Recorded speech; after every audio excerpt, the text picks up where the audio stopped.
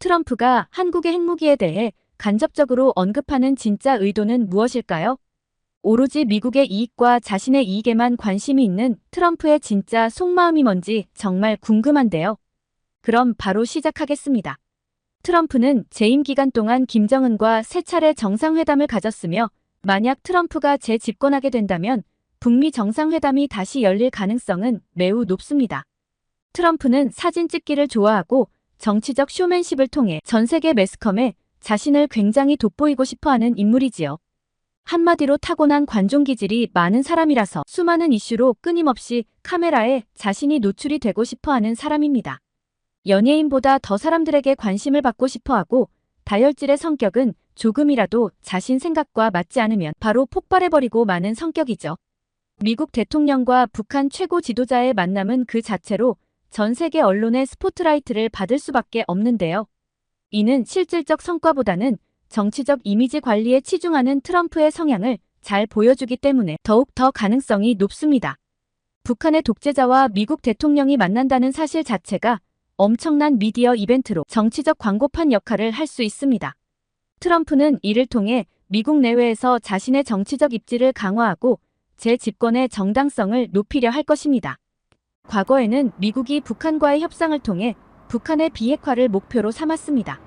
그러나 트럼프가 다시 집권한다면 그는 북한을 사실상 핵 보유국으로 인정하는 방향으로 협상을 이끌 가능성이 매우 큽니다. 만약 이러한 시나리오가 현실화된다면 가장 큰 타격을 받는 나라는 단연코 한국입니다. 북한의 핵무기를 공식적으로 인정하는 것은 한국의 안보 환경을 근본적으로 뒤흔들고 동북아시아의 군사적 균형을 무너뜨릴 것이기 때문이죠. 한국은 사실상 미국의 배신에 직면하게 되며 이는 국가 안보와 외교적 입지에 심각한 타격을 줄 것입니다. 한국 군사 전문가들이 이러한 상황에 대해 심각한 우려를 표명하는 것은 너무나 당연합니다. 북한의 핵무기 보유를 인정하는 협상이 진행되면 이는 단순한 안보 위협을 넘어 한국의 주권과 생존을 위협하는 직격탄이 될 것입니다. 트럼프의 정치적 욕망과 무책임한 결정은 한국을 비롯한 동북아시아 전체를 불안정과 혼란으로 몰아넣을 수 있습니다. 트럼프와 김정은은 이제 서로를 잘 알고 있는 관계로 과거 한국이 두 지도자 사이에서 중재 역할을 했던 시절은 지나갔습니다. 트럼프는 공개적으로 김정은을 친구라고 칭하며 사랑한다고까지 하며 깊은 애정을 표명해왔습니다. 한국의 입장에서 보면 정말 어처구니 없는 생지랄 같은 짓거리라고 볼 수가 있는데요. 이런 상황에서 두 사람이 한국의 중재 없이 직접 회담을 갖는다면 한국은 외교적 악몽에 직면하게 될 수도 있습니다. 이는 한국의 외교력이 완전히 무시되고 한반도의 안보 상황이 불확실한 방향으로 흐를 수 있음을 의미합니다. 현재 전 세계에서 가장 긴장도가 높은 지역은 인도 태평양 지역의 대만입니다. 미국은 중국을 최대의 전략적 경쟁자로 생각하고 있으며 두 나라가 가장 치열하게 맞서는 전선이 바로 대만입니다. 그러나 트럼프는 대만이 미국의 반도체 산업을 강탈했다고 믿고 있으며 그의 접근 방식은 언제나 경제적 관점에서 문제를 해결하려고 합니다. 이는 대만 문제도 돈의 문제로 접근할 가능성이 높다는 것을 의미하며 국제 정세를 더욱 혼란스럽게 만들 수도 있는 겁니다. 트럼프는 안보 문제를 경제 문제로 환원시키는 경향이 있습니다. 이는 그가 대만 문제를 단순한 경제적 거래로 치부할 위험성을 내포하기 때문입니다. 대만의 전략적 중요성을 간과하고 경제적 이익을 우선시하는 태도는 미중 갈등을 더욱 악화시킬 수도 있습니다. 특히 중국이 대만을 침공할 가능성이 계속 논의되는 상황에서 트럼프의 비전략적 접근은 동북아시아의 안정을 심각하게 위협할 수 있습니다. 현 미국 대통령 바이든은 대만이 중국의 침공을 받을 경우 미국이 도울 것이라고 명확히 밝혔습니다. 그는 미국의 도덕적 의무를 강조하며 군사적으로 대만을 지킬 것이라는 의지를 여러 차례 표명했는데요. 그러나 현실은 미국과 대만이 공식적인 군사동맹 관계가 아니라는 점입니다. 따라서 법적으로 미국이 대만을 방어할 의무는 없습니다. 그럼에도 불구하고 바이든 행정부는 대만에 대규모 무기를 판매하며 중국의 침공에 대비하고 있습니다.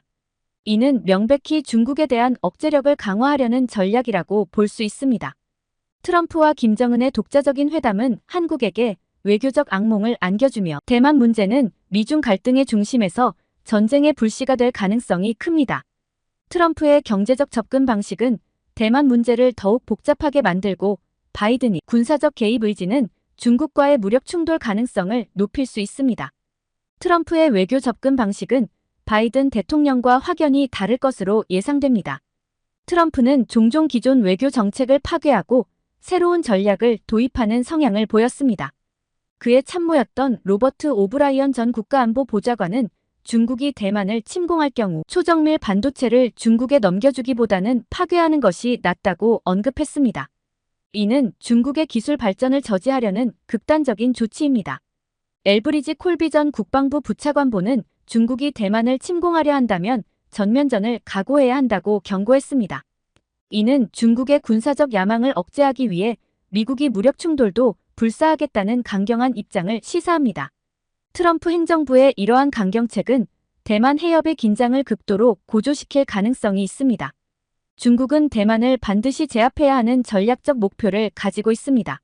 이는 중국의 국가 통합과 시진핑 주석의 정치적 명운이 걸린 문제이기도 합니다. 시진핑은 하나의 중국 원칙을 통한 통일을 반드시 이루어야 한다는 신념을 점점 더 확고히 하고 있기 때문입니다. 중국이 대만을 침공한다면 북한을 설득해 대규모 도발을 일으킬 가능성이 큽니다. 북한이 도발을 감행하면 한반도는 전쟁의 위기에 처하게 됩니다. 한국은 북한의 도발에 대비해 군사적 준비를 강화해야 하는데 트럼프 행정부 관계자들의 전략적 구상에 따르면 중국이 대만을 침공할 경우 북한이 대규모 도발을 할 가능성이 있어 한국이 북한을 담당해야 한다는 것이 트럼프 관계자들의 생각입니다. 한국은 북한을 억제하는 데 주력해야 하며 이는 대만 해협의 갈등이 한반도로 확산되는 것을 방지하기 위한 필수 조치라고 합니다. 대만을 둘러싼 긴장이 높아지면 한반도의 외교 및 안보 질서에 중대한 영향을 미칠 것입니다. 대만에서 발생할 수 있는 급변 사태는 동아시아 전체의 안정을 위협하며 특히 한반도에 심각한 도전을 제기할 것입니다. 국제정세 전문가들은 이러한 상황에 대해 다음과 같은 분석을 내놓고 있습니다. 군사적 긴장 고조인데 대만 문제로 인해 미중 간 군사적 충돌이 발생하면 한국은 미국의 동맹국으로서 직접적인 군사적 위협에 직면할 수 있습니다. 대만 해협의 불안정은 글로벌 공급망, 특히 반도체 산업에 큰 타격을 줄 것입니다. 이는 한국 경제에도 심각한 영향을 미칠 수 있습니다. 한국은 미국과 중국 사이에서 외교적 균형을 유지해야 하는 어려운 상황에 놓일 것입니다. 이는 한반도의 안보와 경제적 이익을 동시에 고려해야 하는 복잡한 외교적 과제를 의미합니다. 미국의 한반도 비핵화 정책은 표면적으로는 동맹국 한국의 안보를 보장하고 지역의 안정과 평화를 추구하는 것으로 보입니다. 그러나 그 이면에는 더 복잡하고 은밀한 전략적 계산이 숨어 있을 수 있습니다. 미국의 진정한 속내를 파헤쳐보면 동맹국의 안보와 패권 유지 사이에서의 이중적 태도가 드러납니다. 미국은 오랜 기간 동안 한국의 안보를 보장하는 역할을 자처해왔습니다.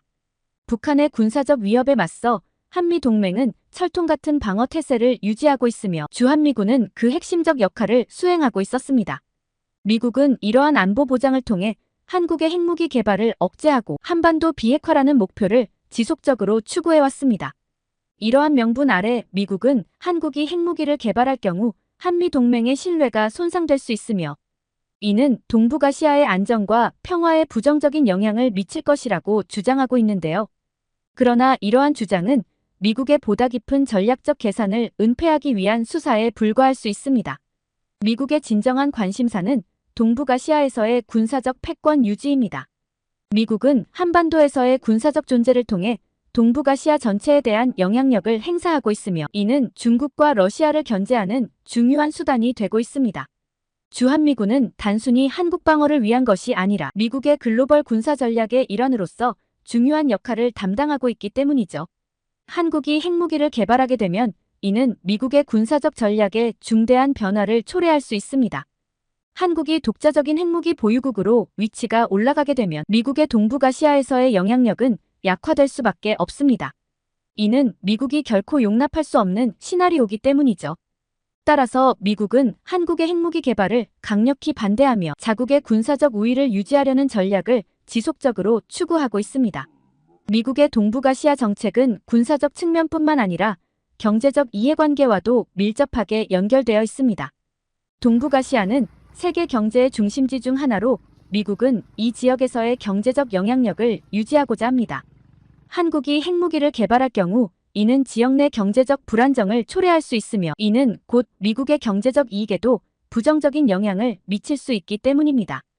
또한 미국은 한국과의 외교적 관계를 통해 중국을 견제하고 자국의 글로벌 전략을 강화하고자 하는 계획입니다. 한국이 핵무기를 보유하게 되면 이는 미국과의 외교적 관계에 균열을 일으킬 수 있으며 이는 곧 미국의 대중국 전략에도 악영향을 미칠 수 있기 때문이죠.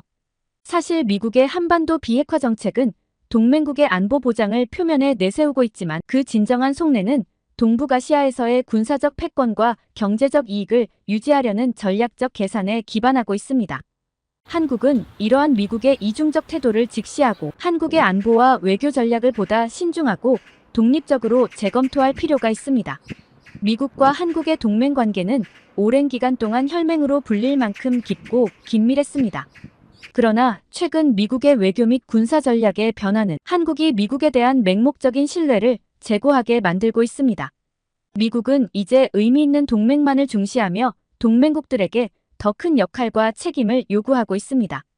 특히 중국과 러시아에 대항하는 데 있어 동맹국의 적극적인 참여를 압박하고 있습니다.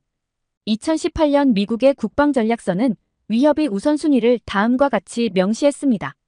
1순위는 중국과 러시아, 2순위는 북한과 이란, 3순위는 테러 극단주의 단체입니다. 2순위는 미국의 군사자원과 집중력을 재배치하는 기준이 되었습니다. 미국은 중국과 러시아에 대비하기 위해 세계 곳곳에 분산된 미군을 재편하고 재무장하겠다고 밝혔습니다. 이 과정에서 동맹국들은 미군의 물러남으로 생긴 공백을 스스로 메워야 한다는 압박을 받고 있습니다. 2022년 국방전략서는 중국을 가장 종합적이고 심각한 도전으로 러시아를 급성 위험으로 명시했습니다. 이어 미국은 군사 우위의 시대는 끝났다고 선언했습니다. 2023년 미국 군사력 지수 보고서에서는 미국의 군사력을 약함으로 평가했으며 동시에 두 곳에서 전쟁 수행 역량이 크게 떨어진다고 평가했습니다. 특히 공군의 준비 태세는 최하위로 평가되었고 전략 폭격기의 노후화로 인해 중국이나 러시아와의 충돌 시 어려움을 겪을 것으로 전망되었습니다. 펜타곤은 매년 실질 국방 예산 증가율을 3에서 5%를 요구하지만 실제 증가율은 1%대 중반에 그치고 있습니다. 이는 재무장은커녕 현상 유지도 급급한 상황임을 의미합니다. 2022년 국방전략서에서는 북한과 이란을 3순위인 테러 단체와 함께 기타 위협으로 재분류했습니다. 이는 북한이 더 이상 미국의 최우선 사안이 아니라는 것을 의미합니다. 미국은 유사시 핵 억제력 등의 지원은 제공하겠지만 대부분의 지상전은 한국이 분담해야 한다고 시사합니다. 트럼프 대통령 시절 한미 방위비 분담 협상에서는 2020년부터 5년간 유효한 11차 협정에서 분담금 총액을 1조 389억 원으로 동결하고 2021년에는 14% 증가한 1조 1833억 원에 합의했습니다. 2022년부터 3년간은 한국 국방비 증가율에 따라 분담금을 정하기로 했습니다. 바이든 행정부는 한국의 GDP 대비 2%대 국방비 지출에 불만을 표하며 더욱 전방위적인 국방비 증액을 요구하고 있습니다. 이러한 변화는 한미 동맹의 형태를 일방적에서 쌍무적으로 바꾸고 있습니다. 미국이 아시아에서 공격을 받으면 한국이 방어전에 참여해야 하며 중국이 대만을 침공할 경우에도 한국이 개입할 가능성이 높아졌습니다. 이는 미국의 군사적 재편과 동맹국의 부담 증가를 시사하는 바입니다. 한국은 이제 한국이 알던 미국이 더 이상 존재하지 않는다는 현실을 직시해야 합니다. 미국의 전략적 의도를 냉정하게 파악하고 자국의 안보와 이익을 지키기 위한 독자적이고 신중한 전략을 마련해야 합니다. 이는 미국과의 동맹 관계를 유지하면서도 자주적인 안보 전략을 강화하는 방향으로 나아가야 합니다. 미국의 요구에 맹목적으로 따르는 것이 아닌 국익을 최우선으로 고려한 실리적 접근이 필요합니다. 미국이 한국에게 전달하고자 하는 메시지는 명확합니다.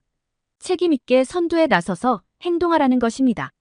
이는 단순히 북한의 동향을 파악하는 데 그치지 않고 중국, 러시아, 대만 문제까지 심도 있게 관찰하고 대응하라는 요구를 포함합니다.